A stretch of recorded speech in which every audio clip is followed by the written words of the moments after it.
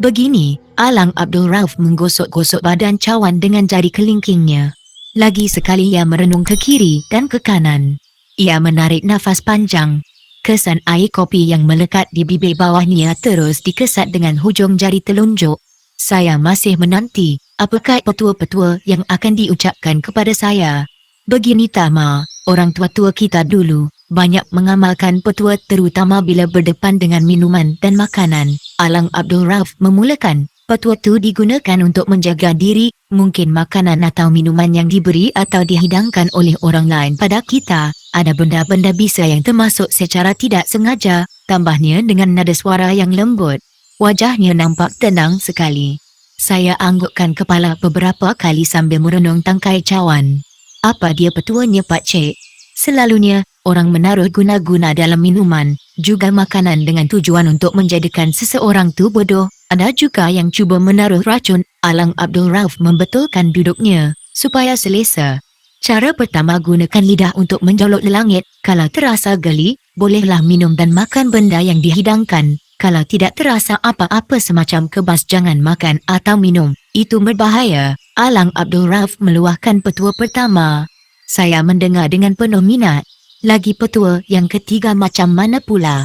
Sebelum makan atau minum, gosok rambut dengan telapak tangan. Biasanya, jika rambut digosok terasa kesat dan mengeluarkan bunyi. Jika tak dengar bunyi, jangan minum dan makan barang yang dihidangkan di depan kamu. Alang Abdul Rauf meluahkan semua petua yang diketahuinya pada saya. Saya mengaru-garu batang leher yang gatal. Mata terus merenung ke setiap sudut kedai kopi. Saya kira petua-petua yang dikatakan oleh Alang Abdul Rauf itu memang baik untuk diamalkan. Tetapi, orang-orang muda sekarang mana mahu amalkan semua petua. Bismillah pun jarang dibaca bila mahu makan atau minum, kata Alang Abdul Rauf, dan saya merasakan kata-kata itu bagaikan menyindir diri saya sendiri. Muka Alang Abdul Rauf saya pandang sejenak. Tapi, aku yakin kamu selalu baca bismillah setiap kali minum dan makan. Bukan begitu Tama? InsyaAllah Pak Cik, balas saya dengan segaris senyum. Mari kita pergi Tama. Alang Abdul Rauf terus bangun. Ia menuju ke meja tuan punya kedai kopi. Alang Abdul Rauf bayar harga kopi dan kuih. Kedai kopi kami tinggalkan dan saya terus duduk di pelantar basikal menuju ke rumah adiknya yang terletak kira-kira sebatu dari kedai kopi tersebut. Tujuan utama Alang Abdul Rauf menemui adiknya untuk membincangkan tanah pusaka peninggalan orang tua mereka. Alang Abdul Rauf mahu menjual tanah pusaka itu pada orang lain. Tetapi adiknya tidak setuju dengan alasan tanah pusaka itu mahu ditanam dengan pokok durian dan langsat. Sedangkan Alang Abdul Rauf berpendapat cara yang mahu dilakukan oleh adiknya itu tidak sesuai kerana kedudukan tanah itu jauh dan tidak pernah dijaga. Dari tanah tu terbiar ada baiknya kita jual, duitnya kita bagi sama. Selama ni duit cukai tanah aku yang membayar. Hasilnya tak ada apa-apa, ujar Alang Abdul Rauf pada adiknya. Saya tak mahu jual, kalau abang jual juga, kita bukan lagi adik-beradik, suara adiknya keras.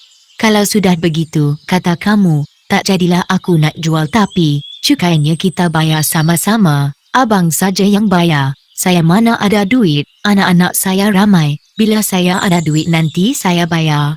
Itulah yang selalu kamu cakapkan, bila aku datang minta duit kamu lari. Suara Alang Abdul Rauf meninggi. Adiknya terus membisu. Mungkin kerana sifat penyabarnya, Alang Abdul Rauf tidak mahu menyebut-nyebut soal tanah pusaka dalam perbincangan berikut dengan adiknya. Anehnya, sebelum Alang Abdul Rauf pulang, adiknya meminta wang darinya. Alang Abdul Rauf hulurkan wang RM20 pada adiknya. Itulah adik aku Tama, namanya Mak Judin, susah mahu diajak berunding, bisik Alang Abdul Rauf pada saya ketika turun dari rumah. Adik nombor berapa Pak Cik? Adik bongsu, yang dia tahu minta duit, tak beri tarik muka, kerana tak mahu bergaduh dengan adik-beradik, terpaksa aku ikut cakapnya, terang Alang Abdul Rauf. Apa pendapat kamu tentangnya? Tak ada apa-apa Pak Cik, balas saya dengan senyum pendek. Saya tidak mahu melibatkan diri dalam urusan keluarga orang lain. Kami tinggalkan rumah Mak Judin ketika matahari sudah condong. Seronok naik basikal di bawah lindungan pokok-pokok getah. Terasa cukup pedup dan selesa sekali. Peluh tidak sehebat tadi, mercik di dahi dan tubuh. Alang Abdul Rauf cukup rancak bercerita tentang keluarganya. Saya cuma anggukkan kepala.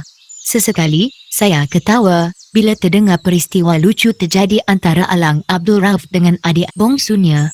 Tiba-tiba, Alang Abdul Rauf brek basikalnya dengan mengejut. Saya terpelanting ke tanah. Siku kiri saya berdarah kena tunggul getah. Dengan susah payah saya bangun. Pada mulanya saya mahu marahkan Alang Abdul Rauf, tetapi bila saya lihat dirinya terkial-kial ditindih basikal dan baju Melayu cekak musangnya koyak, saya tidak jadi marah. "Kenapa Pak Cik?" tanya saya. "Tengok tu, mulut saya ternganga. Kepala lutut saya terasa lemah. Seekor ular tedung sela memanggungkan kepalanya separas dada saya. Ular itu kelihatan seperti berdiri atas ekornya. "Kamu jangan bergerak, Tama," perintah Alang Abdul Rauf. Saya mematikan diri. Tegak macam patung. Ular tedung selar itu menggerakkan kepalanya ke kanan mengikut gerakan tubuh Alang Abdul Rauf yang cuba mendirikan basikalnya. Ular tedung selar itu terus mematuk ke arah tubuh Alang Abdul Rauf. Anehnya patukan ular itu bagaikan tidak sampai ke tubuh Alang Abdul Rauf, macam ada sesuatu yang menghalangnya. Ular tedung selar berhenti mematuk tubuh Alang Abdul Rauf. Basikal tua berjaya ditegakkan. Ular tedung selar masih berdiri dengan kepala yang terkembang. Perlahan-lahan Alang Abdul Rauf membongkokkan badannya. Ular tedung selar turut merendahkan badannya dan bersedia untuk melepaskan patukan pada ubun-ubun kepala Alang Abdul Rauf. Belum pun sempat ular tedung selar membenamkan siungnya yang bisa ke kulit Alang Abdul Rauf, saya lihat Alang Abdul Rauf terus melompat. Dengan sekelip mata sahaja, bahagian bawah kepala ular tedung sudah berada dalam genggamannya. Dengan cepat Alang Abdul Rauf menekan siung ular tedung pada besi galang basikal. "Kau ambil mangkuk getah dan tadah," perintah Alang Abdul Rauf. Saya segera mengambil mangkuk yang tersangkut pada pohon getah lalu menadah bisa ular tedung yang keluar. Badan ular terus melilit dengan Alang Abdul Rauf. Pada mulanya lilitan itu cukup kuat dan kejap. 10 minit kemudian, lilitan ular tedung menjadi lemah dan badannya terus lurus ke bawah, tidak bermaya. "Balik ke tempat kamu," kata Alang Abdul Rauf sambil meletakkan ular tedung selar atas tanah. Beberapa minit kemudian, ular tedung selar itu menggerakkan ekornya beberapa kali. Panggungkan kepala separas lutut Alang Abdul Rauf untuk beberapa saat. Badannya direndahkan lalu melata atas bumi masuk ke dalam semak di sebelah kanan jalan. "Buat apa bisa ular ni Pak Cik?" tanya saya. Alang Abdul Rauf terus mengeluarkan botol kecil yang dibawanya. Ditutup dengan sapu tangan berwarna merah. Jarang-jarang dapat bertemu dengan ular tedung. Entah macam mana petang ni, dia datang serah diri, mukanya kelihatan kemerah-merahan. "Buat apa bisa ular ni Pak Cik?" ulang saya lagi. "Untuk menawarkan bisa ular," balasnya tersenyum. "Naiklah, kita balik," gesar Alang Abdul Rauf pada saya. Ia terus menolak basikalnya atas jalan tanah merah. Tanpa membuang masa saya terus melompat atas lanting basikal. Kali ini Alang Abdul Rauf kayuh basikal dengan laju sekali. Rambut saya terus mengerbang ditolak angin. "Pak Cik, saya nak tanya sikit, apa dia Tama? Tadi saya nampak ular tu patuk ke badan Pak Cik tapi macam tak sampai. Betul ke?" Alang Abdul Rauf macam terkejut. "Ya Pak Cik." Alang Abdul Rauf tidak menjawab. Ia terus membongkok kayuh basikal. Langgar akar dan tanah keras. Saya terpaksa angkat punggung. Kalau tak buat macam itu, daging punggung saya terasa sakit dan mungkin juga lebam. Angin yang memukul tubuh membekalkan kesegaran. "Lain kali saja perkara tu aku ceritakan pada kamu Tama. Kenapa?" "Tak usahlah kamu tanya kenapa, bisa ular tu nak buat apa pula. Kamu terlalu banyak bertanya." Suara Alang Abdul Rauf mula meninggi. Saya tahu ia kurang senang dengan sikap saya. Buat beberapa ketika kami tidak bercakap. Bunyi rantai basikal tua yang tidak pernah ditaruh minyak menyakitkan anak telinga saya. Bisa ular itu, aku campurkan dengan minyak kelapa tulen kemudian aku hangatkan ke api hingga mendidih dan isi dalam botol. Tidak saya duga Alang Abdul Rauf mahu membuka rahsia kegunaan bisa ular yang diambilnya sebentar tadi. Saya tersenyum dan memasang telinga untuk mendengar keterangan lanjut darinya. "Lepas tu Pak Cik buat apa? Aku jadikan minyak untuk menyapu seluruh badan. Bila mahu tidur malam, dengan izin Allah jika kita kena patuk ular bisanya terus tawa. Kadang-kadang ular tidak mahu mematuk kita, kecuali ular yang betul-betul ganas, macam ular tadi. Alang Abdul Rauf terus anggukkan kepala. Badannya terus membongkok kayu basikal. Selain dari itu, apa khasiat ni lagi? Boleh menghilangkan sakit-sakit lengan sendi, terkehal dan penawar bisa binatang. Macam tu, barulah saya tahu, Datuk kau tak cakap dengan kau. Tidak, Alang Abdul Rauf terbatuk. Basikal terus dikayuh dengan tenaga tuannya. Bau peluhnya terasa hangit menyucuk lubang hidung saya. Baju di bahagian ketiaknya basah dengan peluh. Dedaun getah yang tua terus berguguran, melayang-layang di udara sebelum tersadai di tanah. Kalau macam tu, kenapa Pak Cik tak tangkap ular dan ambil bisa untuk dijadikan ubat, jual pada orang ramai macam tukang-tukang ubat kaki 5 buat? Soal saya. Alang Abdul Rauf memperlahankan laju basikalnya. Tak boleh. Kita tak boleh tangkap sebarang ular bisa, kecuali ular yang betul-betul garang dan menyerang kita, macam ular tadi. Kalau sengaja kita tempih cari ular bisa, perkara tu tak mahu menjadi, terang Alang Abdul Rauf dalam keadaan yang mengah. Ia terus menyapu peluh di dahi dengan telapak tangannya. Saya terus melihat pepohon getah yang kaku. 2-3 ekor kera berlompatan di dahan getah, memulas dan membuang buah getah muda. Lagi satu ubat macam tu. Tak boleh dijual, kalau dijual mujarabnya kurang, malah tak datang kesan langsung. Kita boleh menyimpannya dan menggunakannya untuk orang yang benar-benar memerlukan pertolongan. Kalau dijadikan punca rezeki, ia tak mahu menjadi. Silap-silap caranya kita dituduh orang, jadi penipu, lanjut Alang Abdul Rauf penuh semangat. Saya terus diam. Apa yang saya fikirkan dalam kepala, macam mana Alang Abdul Rauf tahu kegunaan bisa ular itu? Apakah sebelum itu ia pernah kena patuk ular bisa atau memang sejak dulu lagi ia ada ilmu ular? Agaknya Pak Cik ada ilmu ular. Saya memberanikan diri bertanya. Soalan saya tidak dijawabnya untuk beberapa minit. Saya tidak berani mengulanginya. Saya takut kena marah. Saya biarkan ia mengayuh basikal dengan tenang. Tak ada ilmu. Memang aku tak tahu ilmu ular. Cuma setiap kali berhadapan dengan ular aku baca bismillah. Kemudian amalkan petua orang tua-tua bersama dengan rasa yakin dan berani, tidak melupai kebesaran Allah. Apa dia petuanya? Bila kamu jumpa kulit ular mahu bersalin kulit, ambil kulitnya itu, bawa pulang dan bakar. Abunya kamu isi dalam buluh kecil. Bila kamu masuk hutan yang kamu fikirkan terdapat ular bisa bawalah buluh tu. Dengan izin Allah, ular datang ke kaki kamu menyerah diri. Kamu jangan buat apa-apa, bacalah bismillah dan tangkap ular itu, letakkan ke tanah sebelah kanan tempat kamu berdiri. Alang Abdul Rauf berhenti bercakap. Ia menelan air liur 2-3 kali. Bau peluhnya bertambah hebat. Biarkan ular itu pergi. Kalau ular tu tak mampu bergerak kerana terkena sumpah kulitnya, kau mesti meletakkan di tempat yang kamu fikirkannya boleh bergerak.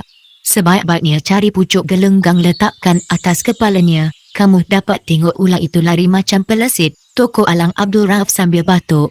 Berani kamu membuatnya tamar. Tak berapa yakin, kalau tak yakin, jangan cuba-cuba melakukannya nanti kamu terima padah. Lagipun petua ni ada ujiannya, bila kamu bawa kulit ular dalam buluh, macam-macam ular yang tak pernah kamu lihat akan kamu lihat. Ular macam mana tu Pak Cik? Ular kepala 2, kadang kepala 3, ada masanya kamu jumpa ular bertanduk. Kalau kamu takut, petua tu tak akan menjadi. Kalau saya berjaya macam mana Pak Cik? Kamu boleh jadi macam aku? Bila jumpa ular yang garang macam tadi ambil bisanya dan buat seperti apa yang aku katakan. Alang Abdul Rauf menoleh ke arah saya bersama senyum sinis.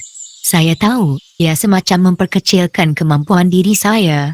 Sesungguhnya, saya tidak minat sama sekali untuk jadi macam dirinya. Tetapi saya seronok melihat kejadian-kejadian yang aneh dalam hidup saya.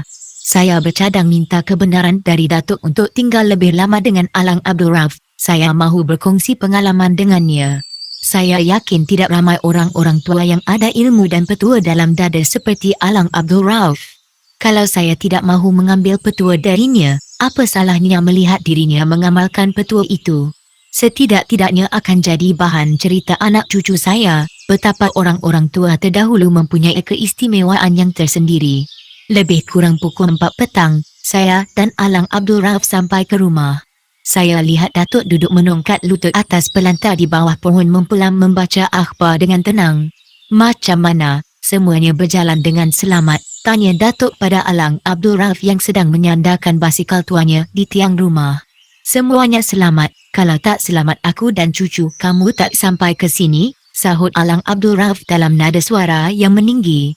Datuk melipatkan akhbar yang dibaca. Saya terus menghampirinya dan duduk di sisinya.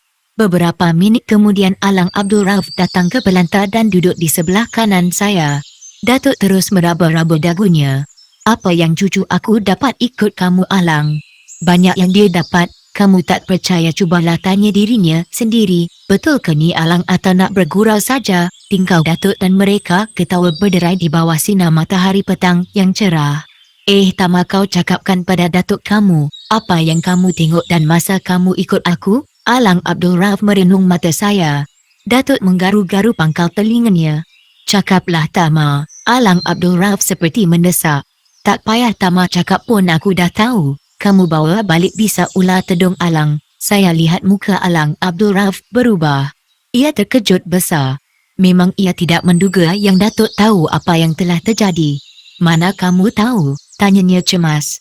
Hidung aku dapat menciumnya, balas Datuk. Bukan hidung, tetapi pancai indera yang kelima memberitahu aku. Kamu memang manusia aneh, tak aneh, tetapi aku mengamalkan pantang larang dan petua orang tua-tua. Suara Datuk merendah. Alang Abdul Rauf termenung panjang, membiarkan angin petang menyentuh wajahnya. Saya melihat 2-3 kali. Sengaja aku suruh si Tamar ikut kamu, biar dia tahu setiap orang ada kelebihan dan kekurangannya. Aku tak suruh dia ikut saja, semuanya sudah aku kira dan perhitungkan. Datuk membuka rahsia. Jadi, semuanya sudah kamu rancang? Tanya Alang Abdul Rauf. Ya, bila kamu sebut kamu nak pergi jauh, aku segera terfikir untuk menyuruh Tamar menemani kamu. Aku tahu kamu bukan sebarang orang. Setidak-tidaknya Tama dah tahu kamu memang handal melemahkan ular berbisa. Kamu memang bijak, cara kamu mengajar cucu kamu supaya menghargai kehebatan orang tua-tua memang tidak terasa. Entahlah, Datuk terus menepuk pangkal pahanya berkali-kali. Saya terus bangun dan menggeliat. Tidak lama kemudian terdengar suara azan asar. Kami bertiga segera bangun, menuju ke rumah. Saya basuh muka dan kepala. Datuk tukar baju dan Alang Abdul Rauf tergesa-gesa mandi. Kami pun menuju ke masjid untuk berjemaah. Selesai berjemaah Alang Abdul Rauf mengajak saya dan Datuk meninjau ke kawasan tanah perkuburan yang sudah dikosongkan. Tidak lama lagi kawasan itu akan menjadi kolam lombong. Kawasan sebelah sana, kubur-kuburnya masih belum diubah. Alang Abdul Rauf berdiri di bawah pohon gajus. Tangannya mengarah ke kawasan perkuburan yang penuh dengan susunan batu nisan dalam pelbagai aneka bentuk. Pokok-pokok yang tumbuh di situ, seolah-olah menjadi peing pada perkuburan dan batu nisan. Sinar matahari bagaikan tidak menyentuh tanah kubur. Kubur yang kamu korek tu sebelah mana? Tanya Datuk pada Alang Abdul Rauf. Saya lihat Alang Abdul Rauf membetulkan songkok putihnya yang sengit di kepala. Ia menarik nafas panjang. Saya korek sebelah kiri kawasan kubur yang kita nampak ni, lepas tu baru sebelah kanan. Semua kawasan kubur orang Islam ini penuh dengan biji. Tangan kanan Alang Abdul Rauf terus cekat pinggang merenung kawasan-kawasan yang disebutnya. Sejak kamu korek kubur, kamu tak jumpa dengan perkara-perkara yang ganjil lalang. Saya lihat Alang Abdul Rauf tersenyum sumbing mendengar pertanyaan dari Datuk.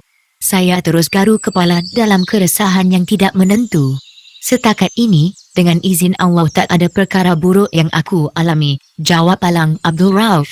Syukur, tetapi sikit-sikit tu ada, Datuk buat sikap jarang. Saya terus menggosok-gosok pangkal hidung.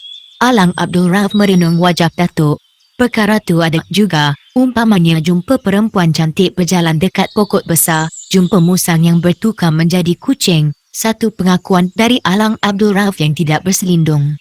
Tidak saya duga sikap jarang Datuk menjadi tepat. Itu syaitan nak menguji kamu, celah Datuk. Aku pun fikir begitu juga, aku dan kawan-kawan buat tak kisah, harimaukah, perempuan burukkah, kami tak peduli akhirnya benda-benda tu semuanya terus hilang. Alang Abdul Rauf terus ketawa. Dari pinggir kawasan kubur, kami menyusul ke kanan menuju ke kaki bukit, melihat kebun-kebun getah yang bakal jadi lombong. Bergerak lagi melalui kawasan dusun yang penuh dengan pohon kelapa, durian dan langsat. Semuanya tidak boleh bertahan lama di situ. Dalam sedikit masa lagi kawasan durian itu akan menjadi lubang yang memuntahkan biji dari perut bumi. Saya dapat membayangkan dalam tempoh 2-3 tahun lagi, kawasan sekitar akan menjadi lapang, penuh dengan pepasir dan sarjana mata memandang. Dan kawasan tempat yang kami lalui sekarang tidak mungkin dapat dikesan. Kami terus berjalan. Terasa segar dan menyenangkan kerana hembusan angin yang sepoi-sepoi bahasa. "Kemana lagi kamu nak bawa aku, Alang?" tanya Datuk. "Tak ke mana-mana, kita pergi ke sungai, dari situ kita terus pulang." "Sungai tu ada ikan?" "Tak ada." "Kenapa kau nak memancing?" Alang Abdul Rauf renung muka Datuk. Mereka berbalas senyum. "Kalau ada ikan, aku nak menjala," ujar Datuk. "Itu satu cadangan yang baik. Aku juga nak ikut kamu menjala." "Bila kita nak menjala?" Datuk renung muka Alang Abdul Rauf yang sedang mengerutkan dahinya. "Nanti 2-3 malam lagi, boleh juga. Kalau aku tak ubah rancangan, memanglah aku nak duduk 2-3 hari di sini." Datuk menelan air liur. Kami terus melangkah. Akhirnya sampai ke rumah. Seronok rasa hati setelah penat berjalan. Isteri Alang Abdul Rauf menyediakan kopi dan goreng pisang panas. Saya terus makan dengan lahapnya. Lepas makan dan minum, Datuk terus berborak dengan Alang Abdul Rauf di serambi rumah hingga menjelang waktu maghrib. Entah apa yang mereka cakapkan, saya tidak berminat mahu mendengarnya. Bukannya menarik sangat cerita orang tua-tua. Malam itu lepas sembahyang Isyak, Datuk dan Alang Abdul Rauf terus berwirid hingga jam 10 malam. Sebab sahaja wirid berhenti, kawan-kawan Alang Abdul Rauf yang mengorek kubur terus datang dan duduk di serambi. Saya kira jumlahnya lebih kurang 6 orang. Semuanya berbadan tegak tetapi wajah mereka nampak tenang dan berani untuk menghadapi dugaan dan rintangan. Datuk dan Alang Abdul Rauf berbincang sejenak tanpa saya duga perbincangan mereka kerana mahu membawa saya ikut sama rombongan menggali kubur. Alang Abdul Rauf menggalakkan Datuk supaya membenarkan saya ikut serta dalam rombongan menggali kubur. Datuk patuh dengan cadangan Alang Abdul Rauf. Pukul 10 lebih, kami meninggalkan rumah menuju ke tanah perkuburan yang sunyi dan seram. Saya terdengar bunyi suara burung hantu sayup-sayup. Saya juga terdengar desiran angin malam menyentuh dedaun getah yang memagari kawasan perkuburan. Bunyi dedaun yang disentuh angin itu melahirkan suara yang menakutkan. Ada masa terdengar seperti orang menangis dan ada masa pula terdengar macam bunyi orang ketawa yang tidak putus-putus. Dari sinaran lampu picit, saya melihat batu-batu nisan tegak kaku. Malah ada yang nampak berkilau-kilau kena cahaya lampu picit. Katak-katak pura melompat di kaki membuat saya terperanjat. Bagi saya tidak menghadapi masalah yang suka berjalan di situ kerana saya di barisan tengah. Kepala jalan Alang Abdul Rauf dituruti oleh orang kanannya. Kemudian Datuk, diri saya dan kawan-kawan Alang Abdul Rauf. Menurut Alang Abdul Rauf yang jadi pembantunya cuma 3 orang sahaja, yang lain cuma ikut-ikut sahaja. Mereka mahu menggeletar kerana kesejukan. "Kita korek 2 kubur malam ni, kau sebelah kanan dan aku korek kubur ini." Alang Abdul Rauf memberitahu kawannya yang sedang berusaha menyalakan api gasolin. Seluruh kawasan yang mahu dikorek terang benderang tetapi cahaya gasolin tidak mampu menghalau nyamuk yang memang dahagakan darah manusia. Suasana di situ mula dikuasai dengan bunyi cangkul dan penyebat membongkar tanah kubur. Tanah-tanah yang segar bertimbun sedikit demi sedikit lalu membentuk sebuah bukit kecil. Suara jampuk dan burung hantu bersahut-sahutan. Angin menjatuhkan reranting kering yang bunyinya macam orang berjalan. Terdengar juga salakan anjing yang bertalu-talu dan berpanjangan. Saya melihat malam yang pekat bersama titik-titik embun dari langit. Ada 1000 macam bunyi yang datang ke telinga saya. Semuanya membuatkan bulu tengkuk saya tegak. Terdengar juga suara seakan-akan orang menangis. Bila saya renung ke arah yang tidak kena cahaya lampu gasolin, saya lihat nisan yang tadi kaku, macam bergerak-gerak. Saya lihat Datuk masih duduk dengan tenang. Bila kubur yang digali oleh Alang Abdul Rauf sampai separuh, saya mula terhidu bau wangi macam kasturi.